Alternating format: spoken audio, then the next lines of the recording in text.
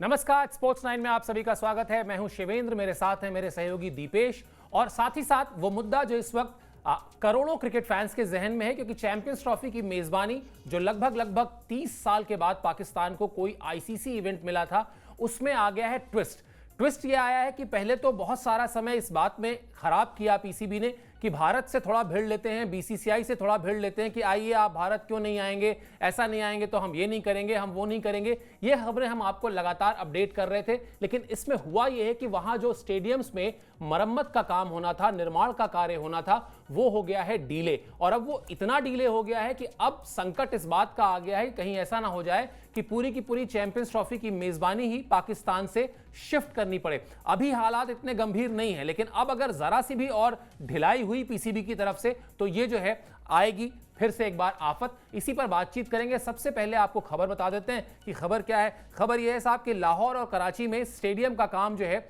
वो पूरा नहीं हुआ है। कराची के नेशनल स्टेडियम में बिल्डिंग अभी तैयार नहीं है। अगले हफ्ते आईसीसी को यानी इंटरनेशनल क्रिकेट काउंसिल को स्टेडियम का इंस्पेक्शन करना है और इंस्पेक्शन का सीधा मतलब यह है कि तब तक रिपोर्ट जो है बिल्कुल दुरुस्त होनी चाहिए।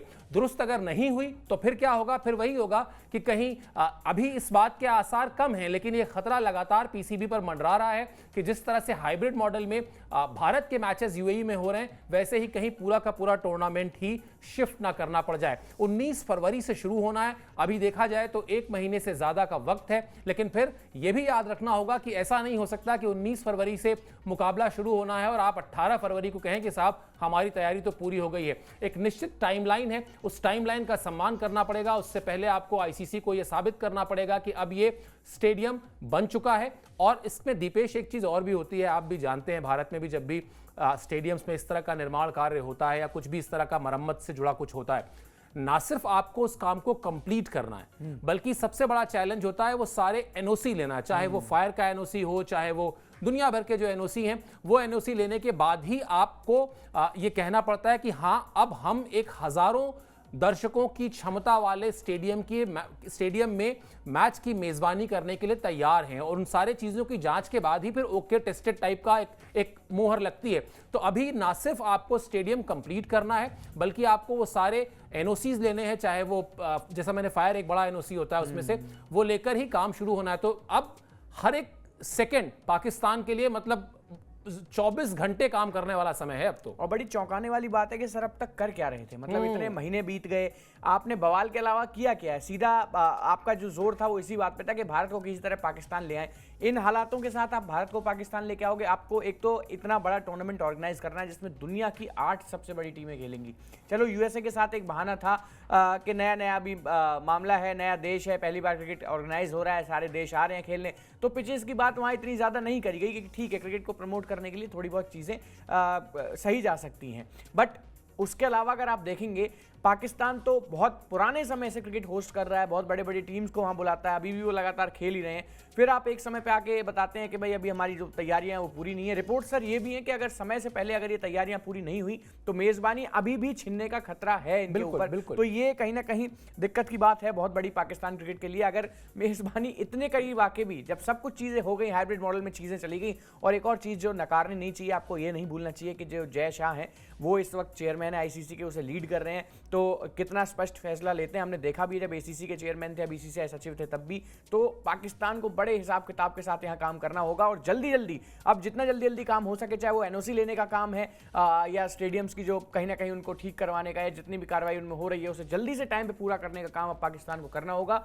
वरना खतरा तो है एक ऐसे देश को, एक तो आईसीसी ने सर मेजबानी दे दी जिसपे हर वक्त तो कुछ ना कुछ खतरा ही है, कभी वहाँ कुछ बवाल हो जाता है, सड़कों पे आतंकवाद तो एक खतरा है ही, इसके अलावा भारत वहाँ खेलने ही नहीं जाता। और फिर अब सबसे बड़ी बात आ जाती है कि मैदान ही वहाँ पूरे फिट नहीं है खेलने के लिए, तो खेल होने के लिए। तो ये एक बड़ी बात है सर, जहाँ दुनिया की इतनी बड़ी बड़ी टीम्स आने वाली हैं, और टीम्स तो आएंगी। इसके अलावा बड़ा टूर्नामेंट है आईसीसी का, तो फैंस भी पूरी दुनिया भर से पाकिस्तान पहुंचेंगे। तो किस तरीके की तैयारियां हैं, क्योंकि मैदान का मतलब सिर्फ ये नहीं होता कि आप नॉर्मल कोई कॉर्पोरेट का मैच खेल रहे हो तो पिच होनी चाहिए और घास होनी चाहिए बस हो जाएगा। आपको बैठने के लिए 30-35-40 हज़ार लोगों के बैठने के लिए भी कहीं ना कहीं मामले को ठीक करना होता है। सीटें उस तरीके की होनी चाहिए, सब कुछ चीज़ ऑर्गेनाइज ढंग से होनी चाहिए। कमेंट्री बॉक्स भी होता है, प्रेस बॉक्स भी होता है, उसके अलावा और भी सुरक्षा से जुड़ी, सुरक्षा तो सबसे बड़ी जो दिक्कत है। एक तो खिलाड़ी वहाँ खेलेंगे ऐसे चाक चौबंद में, आपको लगेगा कि भाई किसी मिशन पे जा रहे हैं, क्रिकेट खेलने नहीं जा रहे। तो ये सब चीज़ों के बीच आपको क्रिकेट ऑर्गेनाइज करना है और सबसे बड़ी दिक्कत यही है कि अभी आपके मैदान ही तैयार नहीं है। बिल्कुल दिक्कत तो है। और मैं अभी कल जब ये खबर आई तो मैंने पाकिस्तान में जो हमारे कुछ यार दोस्त हैं जिनके साथ हम लोगों ने सीरीज कवर की, उनसे बातचीत की तो पता चला कि बहुत युद्ध स्तर पर काम चल रहा है। 24 घंटे, लाहौर में तो 24 घंटे काम चल रहा है। बावजूद इसके एक डेडलाइन है, उस डेडलाइन का जैसे मैंने पहले भी कहा कि सम्मान करना ही होगा, क्योंकि नियम कानून जो है वो सबके लिए बराबर है। और दर्शकों की सुरक्षा इतना बड़ा मुद्दा है, खिलाड़ियों की सुरक्षा का मुद्दा तो है ही, दर्शकों की सुरक्षा का मुद्दा भी बड़ा है। क्योंकि जैसा दीपेश ने कहा कि ये कोई बायलैटरल सीरीज नहीं है, ये कोई ट्रायंगुलर सीरीज नहीं है जहां पर आप 2 देशों के लोग हैं या 3 देशों के लोग हैं। यहां पर दुनिया की 8 बड़ी टीमें खेल रही हैं। आईसीसी का one of the most prestigious tournament है, मिनी वर्ल्ड कप कहा जाता है, इसलिए भी वहां पर पूरी दुनिया से फैंस इकट्ठा होंगे। पाकिस्तान क्रिकेट बोर्ड ने जब देखा कि ये खबरें आ रही हैं कि हाँ छिन सकती है मेजबानी, तो एक ऑफिशियल स्टेटमेंट इशू किया। वो स्टेटमेंट आपको दिखाते हैं, उससे समझ में आएगा कि किस तरीके से चीजें वहां पर चल रही हैं। गद्दाफी स्टेडियम और नेशनल बैंक स्टेडियम में काम की गति को देखते हुए पाकिस्तान क्रिकेट बोर्ड ने आने वाली त्रिकोणीय वनडे सीरीज को इन दोनों स्टेडियम में शिफ्ट कर दिया है। न्यूजीलैंड, साउथ अफ्रीका और पाकिस्तान के बीच खेली जाने वाली ये सीरीज पहले मुल्तान में प्रस्तावित थी। अब दीपेश, इसको आप एक कॉन्फिडेंस की तरह से भी देख सकते हैं, और फॉर्चुनेटली अनफॉर्चुनेटली जब पाकिस्तान की बात आती है तो आप इसको ओवर कॉन्फिडेंस के तौर पे भी देख सकते हैं।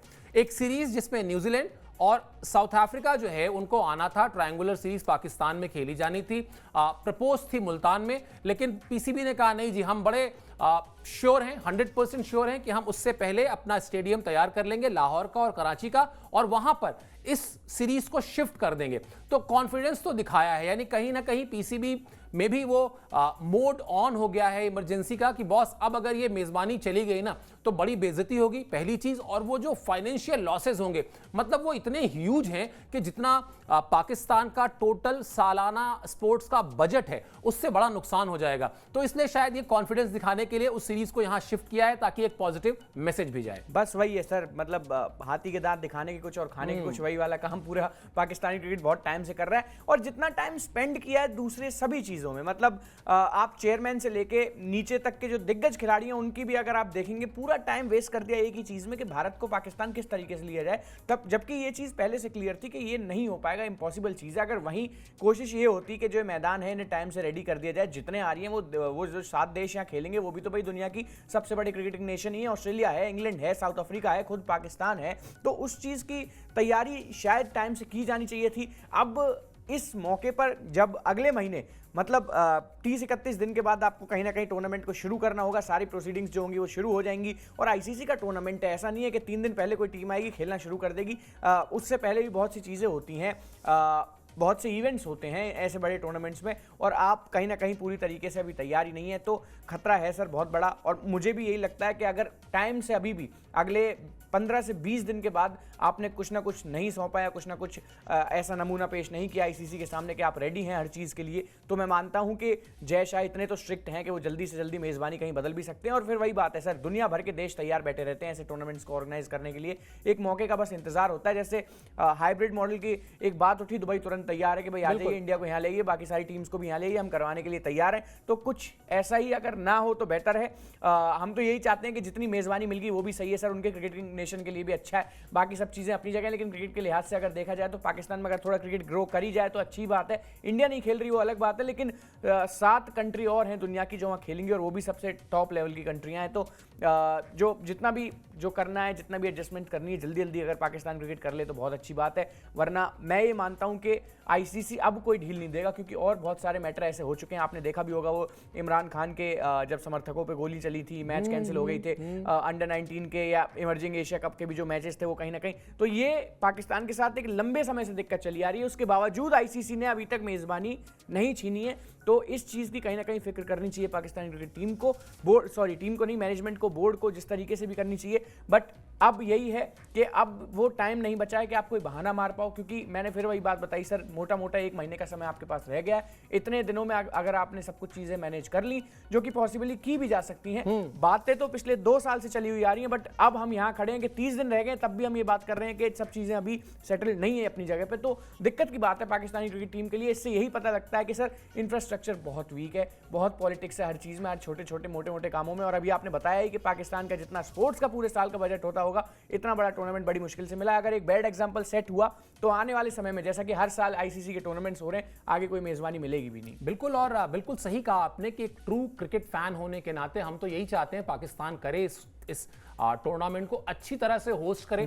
पाकिस्तान में क्रिकेट के साथ जिस तरह से राजनीति होती है, जिस तरह से पॉलिटिक्स होती है, उसमें जिस तरह से पाकिस्तान का क्रिकेट पीछे गया है, आए थोड़ा आगे आए, थोड़ा टीम अच्छी हो, जरा बोर्ड अच्छा हो, मैनेजमेंट अच्छा हो, जो सियासत होती है वहाँ बड़ी पिटी किस्म की जो पॉलिटिक्स होती है वो जरा कम हो, तो कम से कम मजा आएगा खेलने में। और cricket playing nation, cricket loving nation के तौर पर हम अपने स्टूडियो में बैठकर यही कहते हैं कि आप अच्छे से करा लीजिए। आपकी तरह नहीं कि आपके यहाँ स्टूडियो में बैठ के बिना बात के जो है वो बहस की जाए, वैसा ना तो हमारा कोई इरादा है इस शो को करने का, और ना ही हम तो फिर कह रहे हैं, ऑफिशियली कह रहे हैं कि अच्छा होगा कि आप कर लें अच्छी तरह से। लेकिन दिक्कत यही है कि जब 2 साल पहले आपको मेजबानी मिली थी, तब से अगर अब तक तैयारियां की, और पता तभी था, ऐसा नहीं था कि ये रातों रात कोई 3 दिन पहले डिसाइड हुआ कि चलो स्टेडियम बनाते हैं। ये तो बहुत साल से आपको पता था कि स्टेडियम बनाना है। मोहसिन नकवी साहब कब से जा के स्टेडियम में फोटो खिंचवा के अखबारों में दे रहे हैं, सोशल मीडिया में डाल रहे हैं, तो थोड़ा रफ्तार उसी समय बढ़वा दी गई होती तो शायद आज ये स्थिति नहीं आती कि अब जब सब कुछ आपके सामने है, सब कुछ तय हो चुका है, तो आप फंस कहां रहे हैं कि साहब काम पूरा नहीं हुआ। इससे ज्यादा हास्यास्पद स्थिति कुछ नहीं हो सकती, और इसके लिए पाकिस्तान टीम जिम्मेदार नहीं है, इसके लिए पाकिस्तान क्रिकेट बोर्ड में बैठे वो अधिकारी जिम्मेदार हैं जो हमेशा बात का बतंगड़ बनाने के लिए ज्यादा तैयार रहते हैं, अपने काम से काम कम रखते हैं। चलिए 30 साल बाद मिली है मेजबानी, ये भी आपको बताते हैं, और क्या कुछ हो रहा है ये भी आपको समझाते हैं। पहली बात तो यही कि पाकिस्तान को 1996 के बाद पहली बार, सोच के देखिए कितना प्रेस्टिजियस टूर्नामेंट उसके लिए हो सकता है, लाहौर, कराची, रावलपिंडी के स्टेडियम में मरम्मत का काम चल रहा है, लाहौर के गद्दाफी स्टेडियम में सबसे ज्यादा काम हो रहा है, और बड़ा खूबसूरत स्टेडियम है। कई दफे मैं गया हूं यहां मैचेस कवर करने। यहां पर जो दर्शकों की क्षमता है वो 30 से 35 हजार बढ़ाई जा रही है, यानी जो मौजूदा क्षमता है उससे ज्यादा वहां पर क्षमता बढ़ाई जा रही है। उसके अलावा दोनों ही स्टेडियम में, यानी लाहौर में भी और कराची में भी, जो डिजिटल रिप्ले स्क्रीन होती है जो हम अक्सर देखते हैं मैच के बीच में, जहां कई बार थर्ड अंपायर के फैसले को दिखाया जाता है, वो स्क्रीन भी लगाई जा रही है। तो काम बड़ा हो रहा है, और जैसा अभी आपने कहा दीपेश में, बहुत बड़ा, मतलब हमारी आपकी उम्र में करीब आधे का फर्क है, और मैं इस बात से बड़ा खुश हूं कि आपको भी लगता है कि हाँ चलिए, मतलब होता है ना जनरेशन में फर्क होता है, आपको भी लगता है कि नहीं पाकिस्तान में क्रिकेट होनी चाहिए, पाकिस्तान की क्रिकेट अगर ग्रोथ करेगी तो वो एशियन क्रिकेट ग्रो करेगा, और एशियन क्रिकेट की ग्रोथ सबसे ज्यादा जरूरी है, और मजा आता है। सबसे बड़ी बात यह है कि वो इंडिया पाकिस्तान जब खेलते हैं, अब अगर यहां से आप देखें और थोड़ा सा अगर हम पॉजिटिव नोट पर जाएं, गद्दाफी स्टेडियम में मौजूदा क्षमता में 35,000 प्लस, यानी करीब 60-70 हजार की क्षमता वाला एक स्टेडियम अगर हमारे एशिया में है, तो इससे अच्छी बात क्या हो सकती है। मैचेस ऑर्गेनाइज कराए जाएं, अच्छी तरह से कराए जाएं,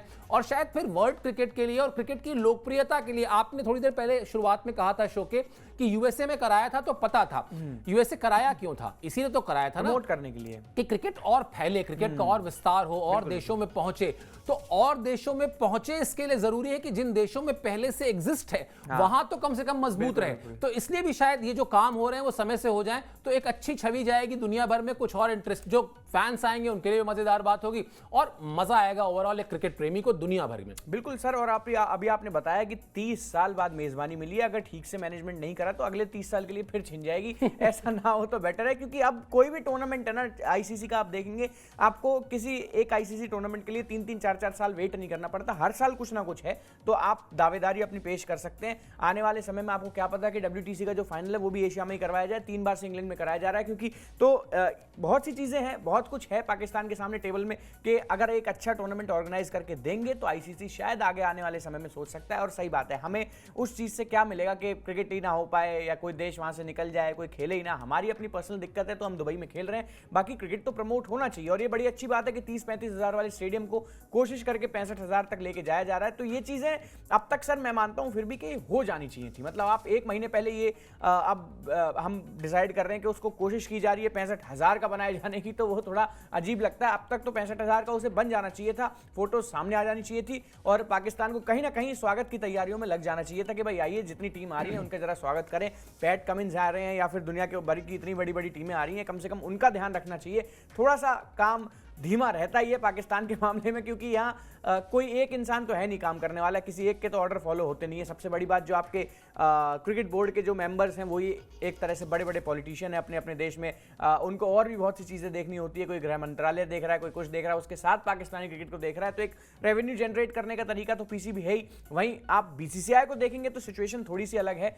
नॉन गवर्निंग बॉडी है सबसे बड़ी बात, और उसके अपना काम है। और यहाँ पाकिस्तान में अगर आप देखेंगे तो चीज़ें बहुत ज़्यादा पॉलिटिक्स से मैच खाती हैं। इनफैक्ट टीम का कप्तान, वाइस कप्तान और जो चेयरमैन होगा वो भी सब उसी चीज़ में मोहर लगता है कि अब देश का जो अगला प्राइम मिनिस्टर है वो कौन होगा, वो क्या चाहेगा, किसे बिठाना चाहेगा। तो चीज़ें वहाँ थोड़ी धीमी है, बट क्रिकेट होना चाहिए। मेन बात ये है, ये जितना भी चीज़ें इंट्रोड्यूस की जा रही हैं अच्छी बात है। पाकिस्तान इसी तरीके से मेज़बानी करे तो बढ़िया बात है, हमारे लिए भी अच्छा होगा। और हम भी सर एक अच्छा मैच देखना चाहते हैं भारत पाकिस्तान का। वरना पाकिस्तानी टीम जब यहाँ खेलने आई थी 2023 के वर्ल्ड कप में, इतना वन साइडेड मैच हुआ था दुनिया के सबसे बड़े स्टेडियम नरेंद्र मोदी स्टेडियम में, 1 लाख दर्शकों के सामने इतनी बुरी तरीके से एकदम जिस तरह रोहित शर्मा ने मारा था, वो चीज़ अच्छी नहीं लगती। अच्छी क्या लगती है, जो एक मेलबर्न में वो कांटे का मुकाबला देखने को मिला था, जिसे सही सेंस में कहा जा सकता है कि एक भारत पाकिस्तान मैच था।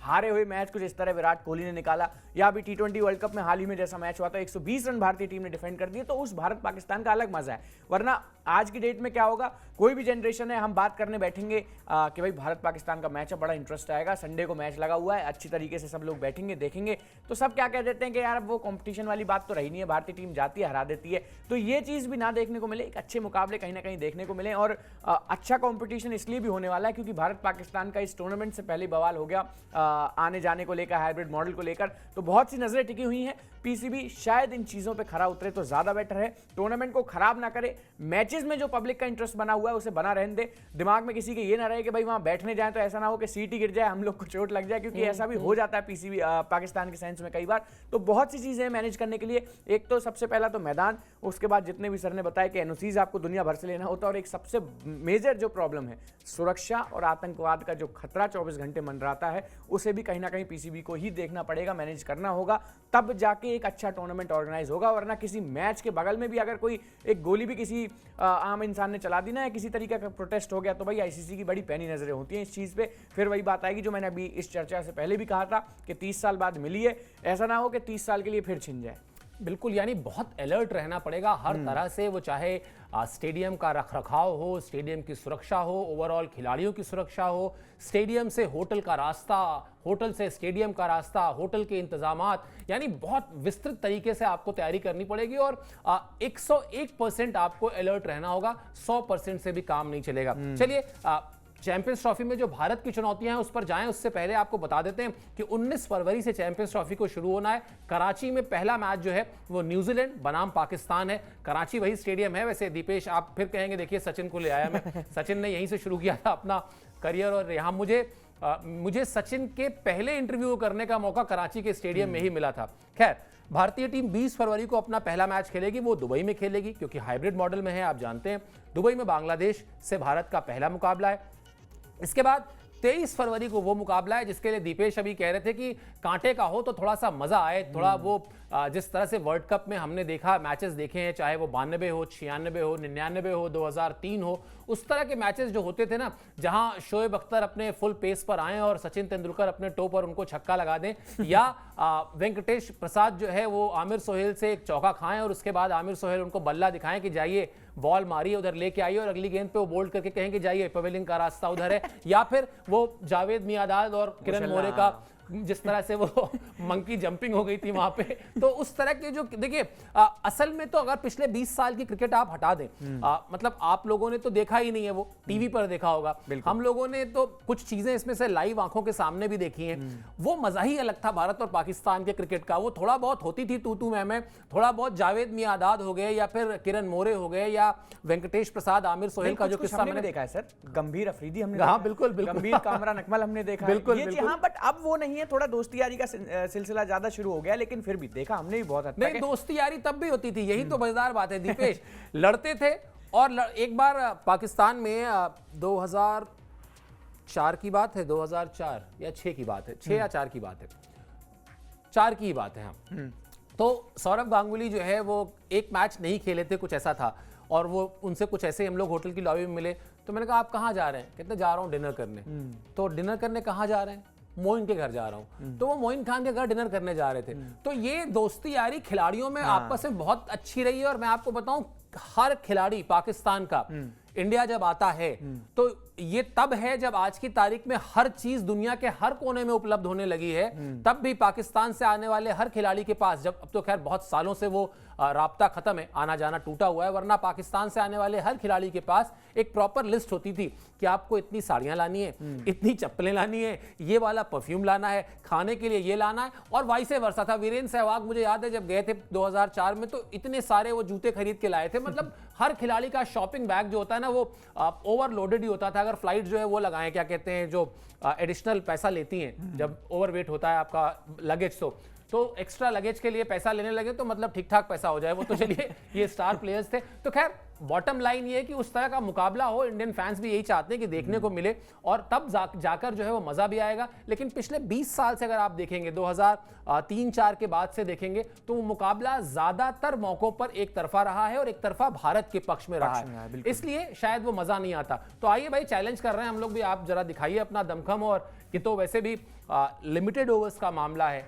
टेस्ट मैचेस में तो शायद आप उस तरह से कमजोर हैं अभी, सच्चाई यही है। लिमिटेड ओवर्स में जरा दिखाइए दमखम, तो बात की जाए। चलिए अब भारत के पक्ष पर आते हैं, क्योंकि भारत के साथ भी कुछ चुनौतियां हैं। भारत के सामने चुनौती क्या है? 12 जनवरी को सिलेक्शन कमेटी की बैठक है, यानी भारतीय टीम जो चैंपियंस ट्रॉफी के लिए चुनी जाएगी, उससे पहले जो इंग्लैंड के खिलाफ लिमिटेड ओवर्स की सीरीज है, जहां 5 T20 और 3 वनडे मैचेस खेले जाने हैं, उसके लिए 12 तारीख को टीम इंडिया का चयन संभव है। कोच और कैप्टन के साथ सिलेक्टर्स की बातचीत होगी। यह स्टैंडर्ड प्रोसेस है, इसी प्रोसेस के तहत टीम को चुना जाता है। और टीम चयन के बाद हेड कोच यानी गौतम गंभीर एक बार फिर टीम चुनने के बाद, यह भी एक स्टैंडर्ड प्रोसेस ही है कि प्रेस कॉन्फ्रेंस करके बताया जाता है कि हमने ये टीम चुनी है। लेकिन हो सकता है कि ये आपको ना देखने को मिले और सीधा टीम आ जाए। आईसीसी ने क्या कहा है? आईसीसी ने कहा है कि प्रोविजनल टीम, यानी आपको एक टेंटेटिव टीम आपकी 12 जनवरी तक हमको मिल जानी चाहिए, जिसमें बदलाव करने की तारीख जो है वो 13 जनवरी होगी। और 13 जनवरी आपकी जो टाइम लाइन है उसमें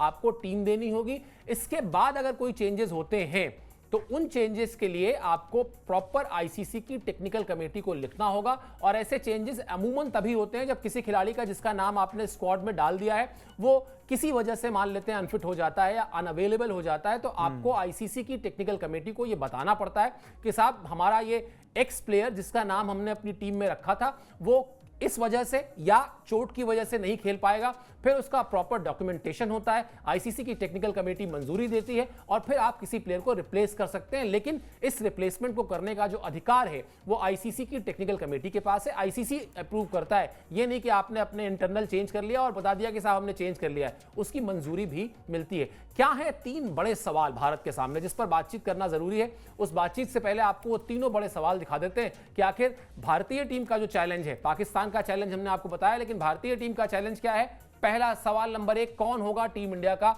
दूसरा विकेट कीपर। इसके बाद जो दूसरा सवाल है, क्या रविंद्र जडेजा को टीम में मिलेगी जगह। और तीसरा बड़ा सवाल जो है, क्या मोहम्मद शमी की टीम में वापसी होगी। अब इन 3 सवालों को जब मैं देख रहा था और जब मैं सुन रहा था दीपेश, तो मुझे ऐसा लग रहा था कि शायद पहले 2 सवाल जो हैं उसमें तो फिर भी कप्तान साहब या कोच साहब या सिलेक्टर्स को थोड़ा सा मतलब दिक्कत नहीं आएगी। भाई आपका पहला सवाल है विकेट कीपर कौन, ऑप्शन है आपके सामने केएल राहुल, ऋषभ पंत। आप कहेंगे चलो ठीक है कोई बात नहीं, दोनों की अपनी यूएसपी है, हम दोनों को लेके जाएंगे, आगे डिसाइड कर लेंगे किसको खिलाना है। फिर आप कहेंगे साहब रविंद्र जडेजा वर्सेस नीतीश रेड्डी ने जैसी परफॉर्मेंस की है, वहां भी मुझे लगता है कि रविंद्र जडेजा के पक्ष में आप सोच सकते हैं, क्योंकि स्पिन ज्यादा मदद करेगी एशियन, बिल्कुल एशियन कंडीशंस में। जो तीसरा सवाल है, मेरे ख्याल से वही सवाल सबसे बड़ा है और वही सबसे ज्यादा सरदर्द देने वाला सवाल है कि क्या शमी की वापसी होगी। क्यों? क्योंकि सिराज को आप इंग्लैंड के खिलाफ सीरीज में रेस्ट दे रहे हैं, फिर उसके बाद सीधा आप उनको चैंपियंस ट्रॉफी कैसे खिला देंगे। जसप्रीत बुमराह की जो सिचुएशन है वो हमसे आपसे छुपी नहीं है, भले ही अभी तक बोर्ड की तरफ से कोई ऑफिशियल स्टेटमेंट नहीं आया है, लेकिन ये हर कोई जान रहा है कि अब आप उनको कम से कम 1 महीने के लिए तो बाहर मान के चलिए। आएंगे भी तो फिर वो एक जो चैलेंज रहता है रिदम वाला, वो रिदम पकड़ना इतना आसान नहीं होगा। तो असल में सबसे बड़ी चुनौती जो है वो फास्ट बॉलिंग यूनिट है, चाहे वो इंग्लैंड की T20 सीरीज हो, वनडे सीरीज हो या फिर चैंपियंस ट्रॉफी हो। और उसमें भी सबसे बड़ी जो टेंशन है वो मोहम्मद शमी है, और शमी बने हुए हैं टेंशन, करीब करीब 1-1.25 साल से टेंशन ही बने हुए हैं। एक समय पे वापसी हो गई थी फिर, और अभी भी कुछ दिन पहले उनका दोबारा से कुछ ना कुछ खबर आई कि वो दोबारा खेल ही रहे हैं। कोई ऐसी नहीं है, एक साइड बीसीसीआई कह रहा है कि सर घुटने में सोजन है, ये दिक्कत है, वो दिक्कत है, बट वो लगातार डोमेस्टिक कैसे खेल ले रहे हैं मुझे तो ये समझ नहीं आ रहा। जब दिक्कत है तो एनसीए में रह के पूरी तरीके से अपने आप को फिट करें, फिट ही नहीं है तो ये जो तस्वीरें हैं सर ये अभी रिसेंट की हैं उनकी, लगातार हर एक जगह खेल रहे हैं वो, सारे डोमेस्टिक टूर्नामेंट्स भी खेल ले रहे हैं, लेकिन उसके बाद फिर बीसीसीआई का एक मेल आता है कि वो फिट नहीं है। तो फिट नहीं है तो मैदान पे फिर उनको उतारा क्यों जा रहा है? उनकी पहले उस तरीके से तैयारी की जाए ना, उस तरीके से उन्हें दोबारा से तैयार किया जाए कि वो टीम इंडिया में वापसी कर पाए। अब इनके साथ प्रॉब्लम यही है कि अभी बुमराह का कुछ पता नहीं है। 1 महीना चलिए आपने कह दिया कि 1 महीना शायद बाहर रहेंगे, मुझे लगता है कि बैक स्पेजम की दिक्कत है, जब तक पूरी तरीके से सामने नहीं आ जाती बात क्या है, और लंबा समय भी हो सकता है क्या पता है, ऐसा भी हो सकता है कि चैंपियंस ट्रॉफी के कुछ मैचेस खेलें भी ना। फिर मोहम्मद सिराज के साथ आपने 2023 से लेकर अब तक 600 ओवर उनसे फेंकवा दिए, उनकी भी फिटनेस कहीं ना कहीं दिक्कत बन सकती है, क्योंकि इतना ज़्यादा मेहनत करी है तो इंसान ही, वो भी रोबोट तो वो भी नहीं है। अंत में आके सारा जो सुई है वो खड़ी हो जाती है मोहम्मद शमी के ऊपर कि जब 2 लीड फास्ट बॉलर्स का खेलना ना खेलना अभी तय नहीं है तो मोहम्मद शमी शायद वो गेंदबाज हो सकते हैं जो आपकी टीम को लीड कर सकते हैं, और वो भी नहीं लीड करते हैं तो सर फिर फास्ट बॉलर्स हैं कौन जो हमने 50 ओवर के लिए तैयार किए आगे आने वाले समय में, ये एक बड़ा सवाल है। अर्शदीप सिंह को उतना ज़्यादा आदत है नहीं वनडे क्रिकेट खेलने की, उन्होंने खेला भी नहीं है पिछले कुछ समय में, इंडिया के लिए भी कोई बहुत ज़्यादा उन्होंने ओडीआई क्रिकेट खेला नहीं है। दूसरे कौन गेंदबाज हैं? अब आप फिर उन्हीं गेंदबाजों पे दोबारा से जाओगे, आवेश खान, खलील अहमद, तो मैं नहीं मानता सर कि उनका कद उतना बड़ा है कि वो एक आईसीसी टूर्नामेंट पे हमको रिप्रेजेंट कर सकें। तो ऐसे में सबसे बड़ा दिक्कत यही जो तीसरा सवाल है, चूंकि पहला सवाल था कि विकेट कीपर कौन होगा, 2 ही हैं आपके पास, केएल राहुल, ऋषभ पंत, दोनों को आप ले जाओगे, जो सिचुएशन में उस वक्त बैठेगा उसको आप प्लेइंग 11 में डाल दोगे, या दोनों को भी डाल दोगे तो भी कॉम्बिनेशन में कोई इतनी दिक्कत नहीं आने वाली, क्योंकि केएल राहुल को आदत है डाउन द ऑर्डर ओडीआई खेलने की, और ऋषभ पंत एक लेफ्ट हैंडेड बैट्समैन है जो आपको वेरिएशन देते हैं, तो दोनों खेल सकते हैं, कोई दिक्कत नहीं है। दूसरा सबसे बड़ी बात यही है, फिर फास्ट बॉलिंग पे आपकी सुई आके टिकती है, क्योंकि नीतीश रेड्डी और रविंद्र जडेजा के केस में भी कोई इतनी दिक्कत नहीं है, वहां भी आप सर दोनों को लेके जा सकते हो, जहां आपको लगे कि एक ऐसी टीम है जो स्पिनर्स पे ज्यादा फंसती है, जो टीमें होती हैं कई ऐसी, तो आप रविंद्र जडेजा को भी खिला सकते हो कई बार विकेट देख के। बट जब आप देखेंगे कि आपको एक ऐसा ऑलराउंडर चाहिए जो हार्दिक पांड्या के साथ आपको एक और ऐसा ऑलराउंडर मिल जाए कि वो बल्लेबाजी बड़ी तगड़ी करता हो, क्योंकि नीतीश कुमार रेड्डी के केस में बल्लेबाजी थोड़ा मजबूत पक्ष हो जाता है, और कई बार आप अपनी बैटिंग को स्ट्रांग करने के चक्कर में उन्हें भी मौका दे सकते हैं। सीधी सी बात, जो सवाल फंसता है वो मोहम्मद शमी पे और हमारे फास्ट बॉलिंग डिपार्टमेंट पे। फास्ट बॉलिंग डिपार्टमेंट में भी सर सिर्फ मोहम्मद शमी नहीं, अभी तो तीनों ही कहीं ना कहीं टेंशन दे रहे हैं कि खेलेंगे या नहीं खेलेंगे। क्लियरेंस बहुत जरूरी है, और ये जितनी जल्दी क्लियरेंस आएगा उतना ही अच्छा है, फिर आपको एक नया यूनिट तैयार करने में टाइम लगेगा। ऐसे में इंग्लैंड की जो सीरीज है ना सर, मैं मानता हूं ये बहुत कहते हैं कि पूरा टूर्नामेंट डिसाइड करने वाली सीरीज है, इसी से पता लग जाएगा कि कौन आपके पास अवेलेबल है, और आने वाले समय में कौन आपके ऐसे गेंदबाज हो सकते हैं जो कि अगर शमी ना खेलें या बुमराह ना खेलें या सिराज ना खेलें तो ये ऐसे गेंदबाज हैं जो आपको रिप्रेजेंट कर सकते हैं। तो इंग्लैंड सीरीज सबसे मेन होने वाली है, और इसको हल्के में बिल्कुल नहीं लिया जाना चाहिए। बिल्कुल सही मायनों में देखा जाए तो एक बड़े टूर्नामेंट का ड्रेस रिहर्सल जो हम कई बार कहते हैं वो है, और इस पूरे जो 8 मैच का आपके सामने मौका है, जिसमें से 5 T20 मुकाबले हैं और 3 वनडेज हैं। आपको ये 8 मैचेस बिल्कुल उसी तरह से खेलने होंगे जैसे कि आप चैंपियंस ट्रॉफी में खेलने जा रहे हैं। 19-20 का फर्क होगा स्ट्रैटेजी में, फिर भी समझ में आता है, लेकिन वो फर्क अगर 17-20 का है, यहाँ कुछ और खिलाड़ी खेल रहे हैं और वहाँ कुछ और खिलाड़ी खेलेंगे, तो फिर बात बनेगी नहीं। और अगर अब बात नहीं बनेगी तो फिर फैंस की जो है ना वो मायूसी बढ़ेगी। तो मुझे लगता है कि शायद वो जो 3 बड़े नाम हैं इस वक्त भारतीय क्रिकेट के, अजीत अगरकर, गौतम गंभीर और रोहित शर्मा, वो सब कुछ बहुत सोच के साथ, विवेक के साथ इस पर फैसला लेंगे, ऐसी हमारी उम्मीद है। चलिए, इस शो में इतना ही। आपसे जो गुजारिश रहती है हमेशा की तरह एक बार फिर यही कि स्पोर्ट्स 9 को सब्सक्राइब कर लीजिए, और फिलहाल के लिए मुझे और दीपेश को दीजिए इजाजत। आप हमसे जुड़े इसके लिए बहुत बहुत शुक्रिया और आभार।